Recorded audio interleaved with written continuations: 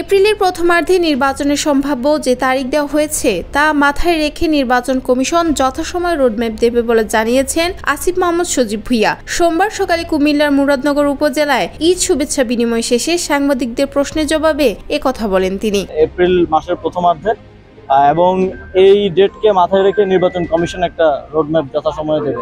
তিনি বলেন, জনগণ অধিকাংশ সেবা স্থানীয় সরকারের মাধ্যমে পেয়ে থাকেন, সেগুলো দীর্ঘদিন ধরে বিঘ্নিত হচ্ছে। এটি সরকারের জন্য একটি উদ্বেগের বিষয়। স্থানীয় সরকার নির্বাচন আয়োজন করাটা সরকারের প্রথম দিক থেকেই সদিচ্ছা ছিল।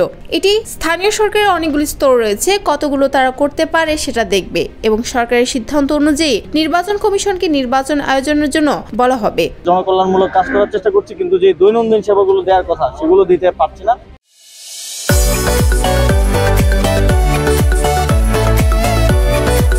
স্থানীয় সরকার নির্বাচন প্রসঙ্গে আসিফ বলেন, রাজনৈতিক দলগুলো থেকে যে কনসার্ন ছিল স্থানীয় সরকার নির্বাচন হলে সংসদ নির্বাচন পিছিয়ে যেতে পারে, এখন আর সেই সম্ভাবনা নেই, যেহেতু আমাদের প্রধান উপদেষ্টা একটি নির্দিষ্ট সময় নির্ধারণ করে দিয়েছে। রাজনৈতিক দলগুলো থেকে যে কনসার্নটা ছিল স্থানীয় সরকার নির্বাচন হলে সংসদ নির্বাচন পিছিয়ে যেতে পারে, এখন তো আর সেই সম্ভাবনাটা নেই, যেহেতু আমাদের মাননীয় প্রধান উপদেষ্টা তিনি একটা সময় নির্ধারিত করে দিয়েছেন। তিনি আরো বলেন, আমরা অনেক জনকল্যাণমূলক কাজ করার চেষ্টা করছি, কিন্তু যেসব দৈনন্দিন সেবা দেওয়ার কথা স্থানীয় জনপ্রতিনিধি না থাকায় তা দিতে পারছি না। মিডিয়া প্রসঙ্গে তিনি বলেন,